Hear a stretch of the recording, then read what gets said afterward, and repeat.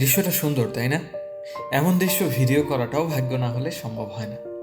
ভিউটা আমার hotel সুইটের balcony থেকে। হ্যালো আসসালামু আলাইকুম, সবাইকে স্বাগতম আরও একটি ভিডিওতে। এই ভিডিওতে চলুন আমার সাথে বার্গেনের ফার্স্ট লুক দেখতে।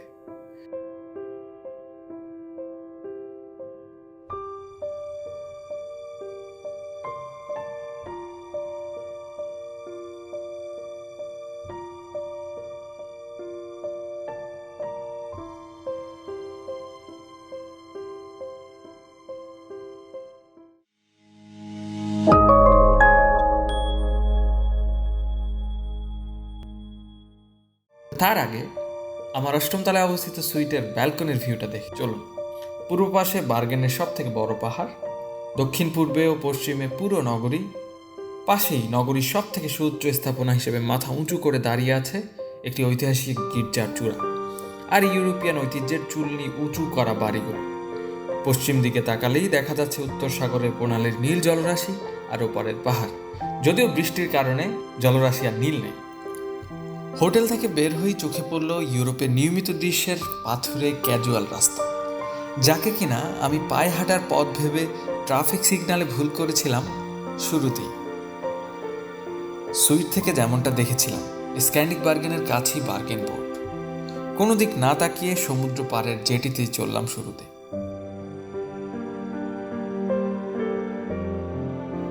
বিষণ্ণ মনে বিকেলের সূর্য স্নানে ব্যস্ত এক যুবক ছাড়া কাউকে চোখে পড়ল না। আমিও আপন মনে হেমন্তের প্রবল শীতল বাতাস উপেক্ষা করে দাঁড়িয়ে রইলাম।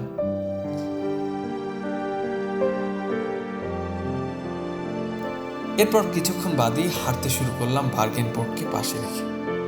শা শা করে পুঁজিবাদী গাড়িগুলো ছুটে যাচ্ছে পাশ দিয়ে। একটা কথা বলে রাখি, স্ক্রিনে প্রথম দ্বিতীয় দিন লেখা থাকলেও মূলত এটি 7 দিনের ভিডিও সম্মিলন। সব মিলে 3-4 দিনই বের হয়েছি, কারণ রুমে বসে অনলাইন ক্লাসে বা অন্যান্য ব্যস্ততায় ব্যস্ত থাকতে হয়েছে।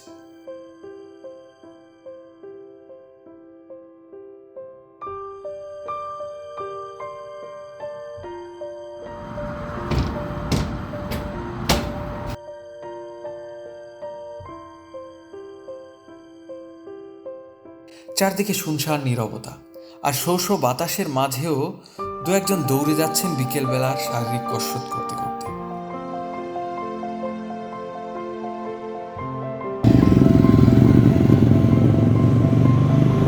হলিউড মুভির মতো বাইক স্যুট আর গিয়ারে আবৃত চালকদের দেখে মনে হলো সত্যি ফার্স্ট ওয়ার্ল্ডেই আছে আমি।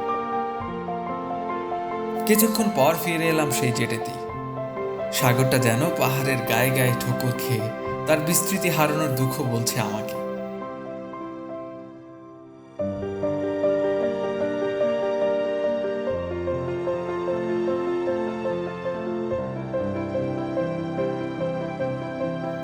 এরপর বিকালের শেষ আলোয় চোখে পড়ল এক পরিব্রাজকের, যিনি কিনা পরিবেশ রক্ষার দাবিতে হেঁটে চলেছেন পুরো বিশ্ব। এরপর তখন প্রায় 9টা, দীর্ঘদিনের শেষে অবশেষে সন্ধ্যা নামল। এবারে বের হয়েই চললাম বিপরীত দিকে তথা সিটির কেন্দ্রের দিকে। ঝাঝা চকচকে ছবির মতো ইলেকট্রিক বাসগুলো যেন চোখ ঝলসে দিল আমাকে। এরপর কিছু দূর যেতেই চোখে পড়ল বিশাল ইয়ার্ড নিয়ে থাকা সিটি হল। কিছু আন্দোলনকারী হয়তো প্লাকার্ড নিয়ে তাদের দাবি দাওয়া আদায়ে ছুটছেন। এর মাঝে স্কুটি নিয়ে ফ্রি স্টাইল প্র্যাকটিসরত তরুণকে দেখলাম কিছুক্ষণ বসে।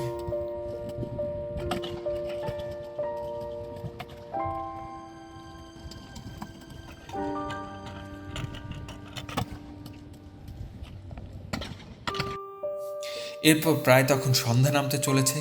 চললাম সেন্ট্রাম তথা নগরীর কেন্দ্রবিন্দুতে। পুরো উত্তরীয় নীরবতা যেন এখানে এসে ভেঙে পড়েছে চাঞ্চল্যে। কেউ হাঁটছে, কেউ রেস্টুরেন্টে বারে যাচ্ছে। এই ফাঁকে বিমানের বা মেট্রো চোখে পড়ল। আবার হাঁটতে হাঁটতে ফিরলাম এ কদিনে প্রাণ খুঁজে পাওয়া জেটিতে। রাতের আলোয় জলজল করছে যেন পুরো ইয়ারটা। মাগরিবের নামাজের তারায় এরপর ফিরে চললাম হোটেলের পথে।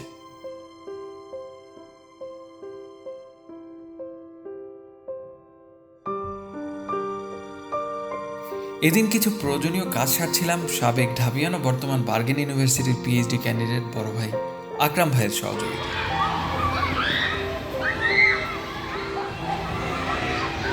এখানকার বাচ্চাদের আনন্দময় স্কুল সময় পেরিয়ে পৌঁছে গেলাম ভার্সিটিতে। সামনের এটি হলো ইউআইবির পোস্টার ভবন তথা মিউজিয়াম।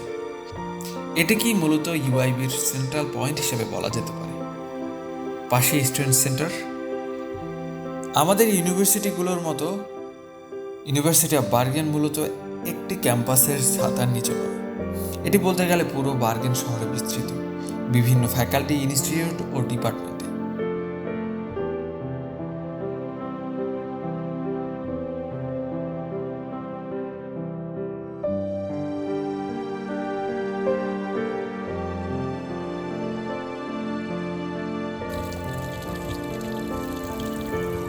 এটি আমাদের ঢাবির কার্জনের মতো ৭৫ বছরের পুরনো প্রতিষ্ঠাকাল বিল্ডিংটি আপনারা দেখছেন।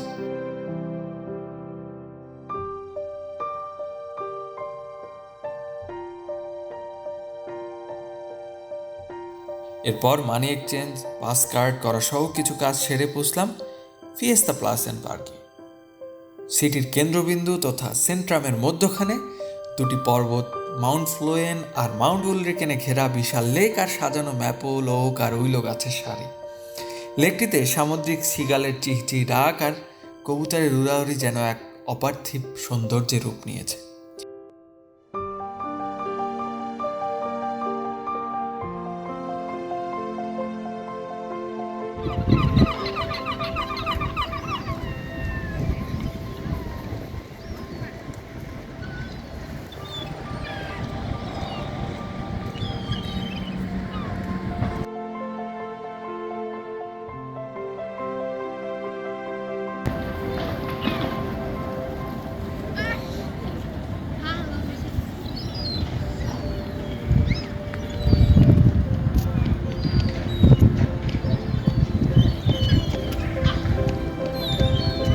এর মাঝে দেশের সেই পরিচিত চড়ুইয়ের দলও চোখে পড়ল।